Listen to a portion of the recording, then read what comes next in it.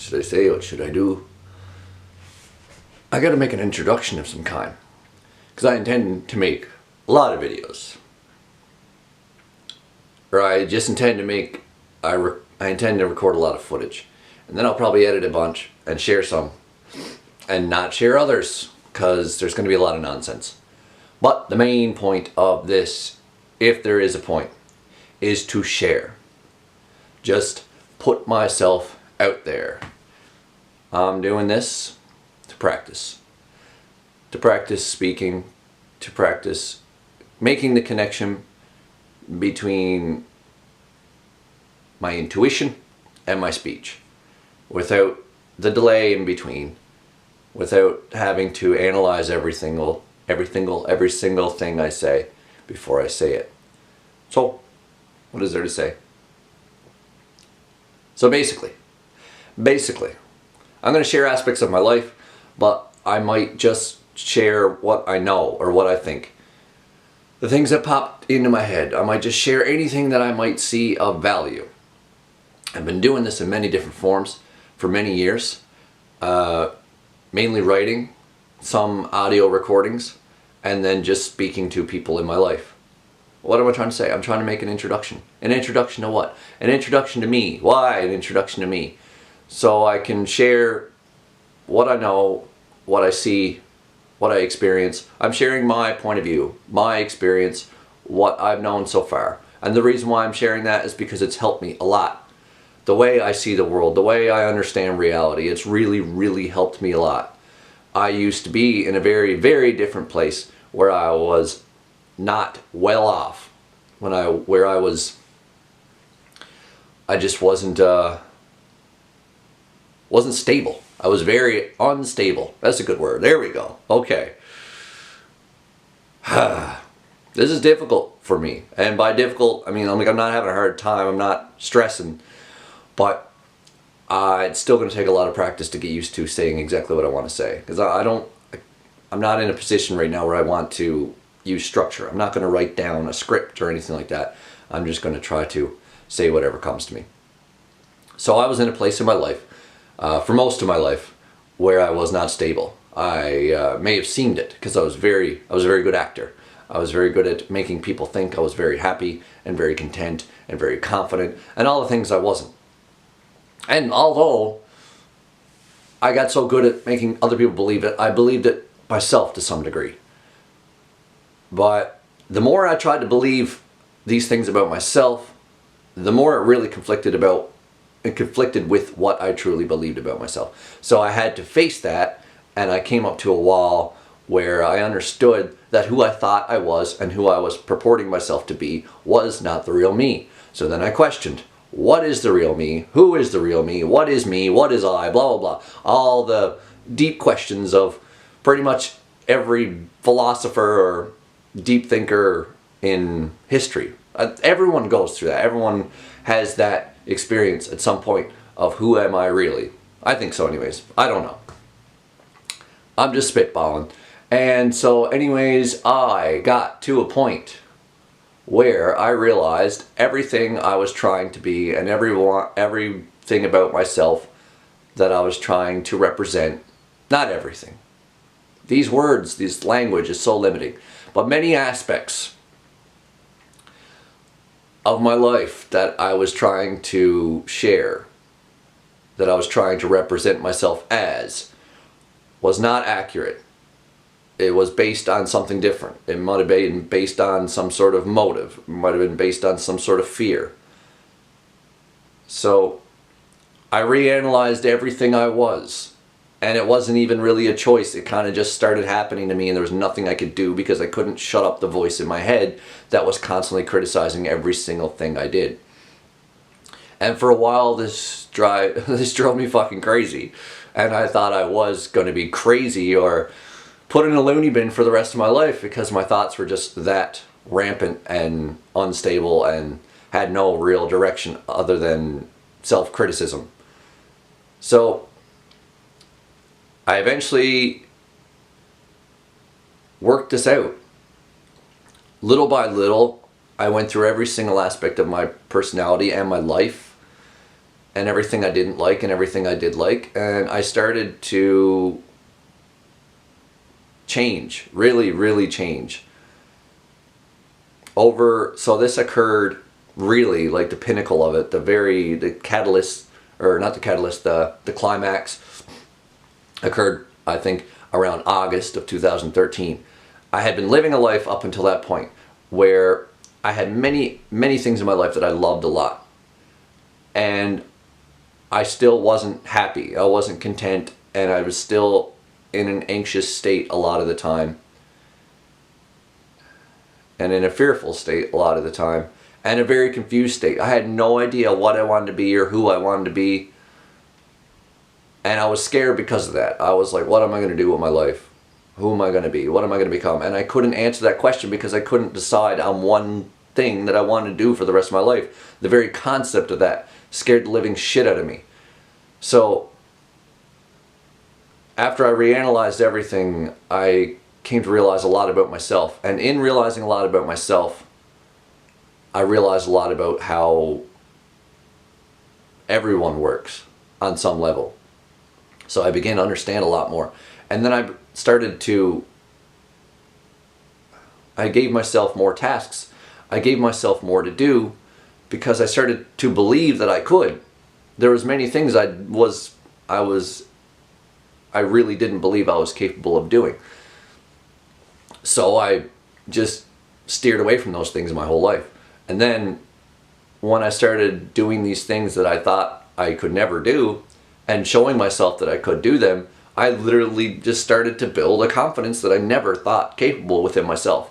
Like, I had confidence in certain things of my life, but they were contingent on comparison.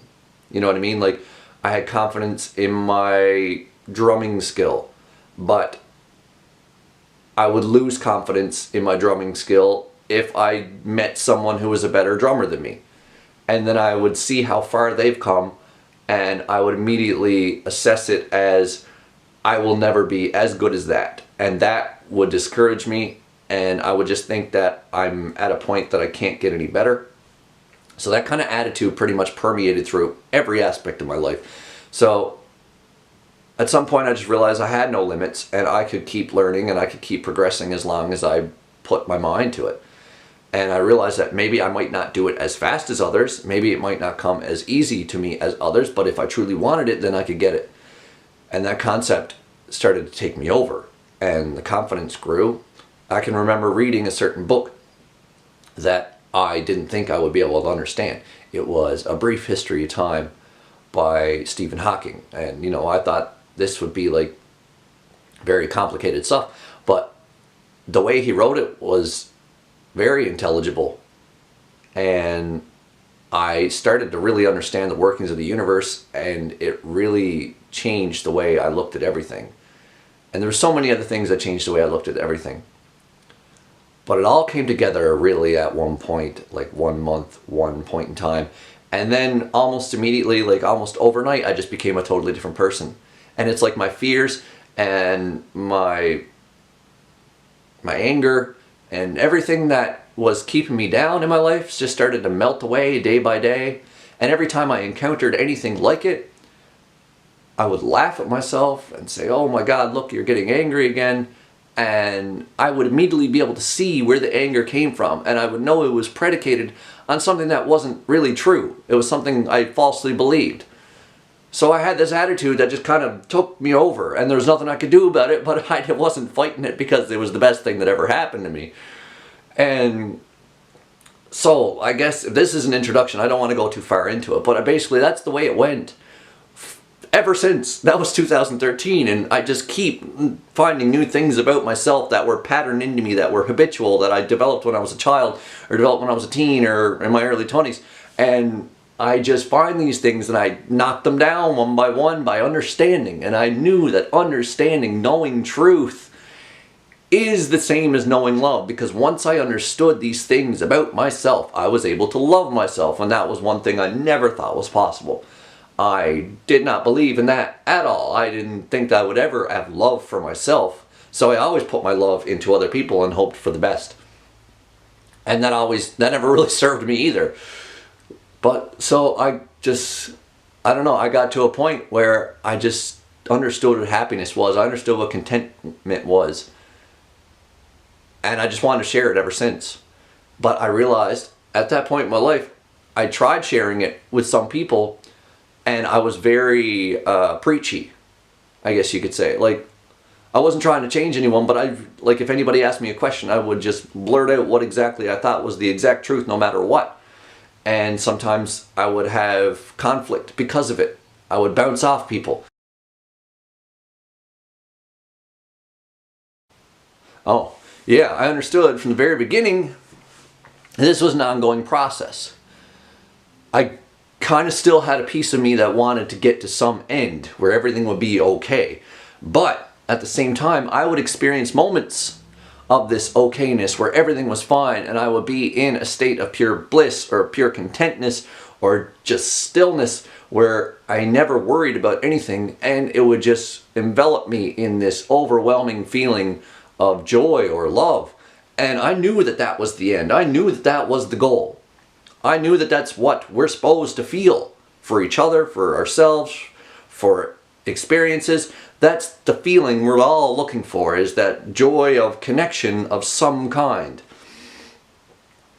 So once I understood that, I knew that I was always going to be changing, and I was always going to be growing, and always finding new things to accomplish or new things to tackle.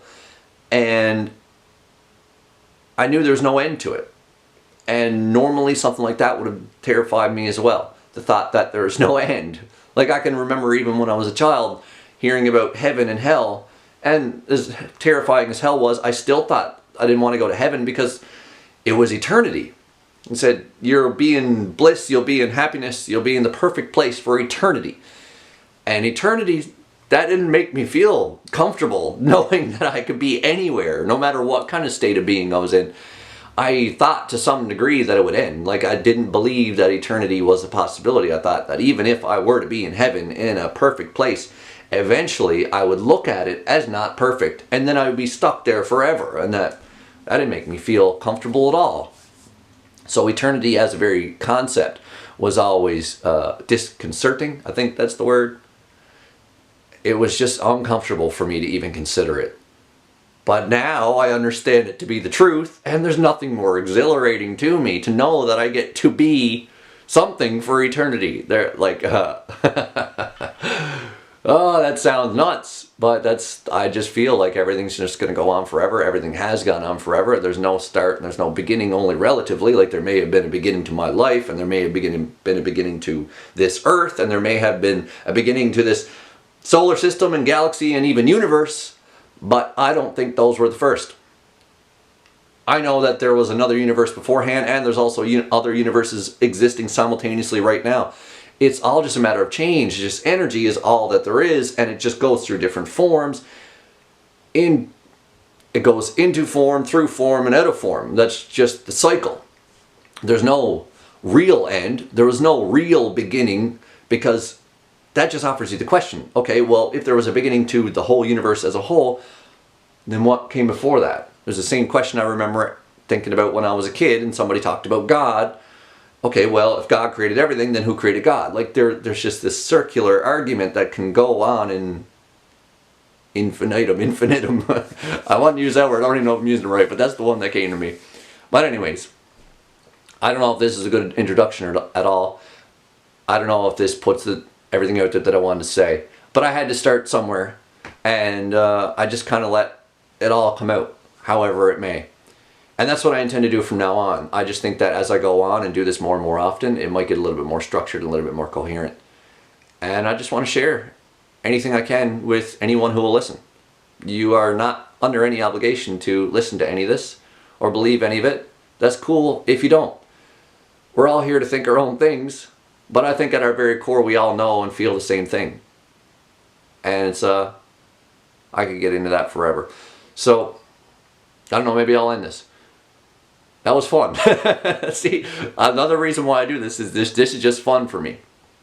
To let it come out, whatever the truth is to me. When I let it spill, even if no one's listening, it brings me joy. It heightens, it raises my consciousness, and it just makes me feel more at peace. Yeah. I think that's a good way to end it. See you later.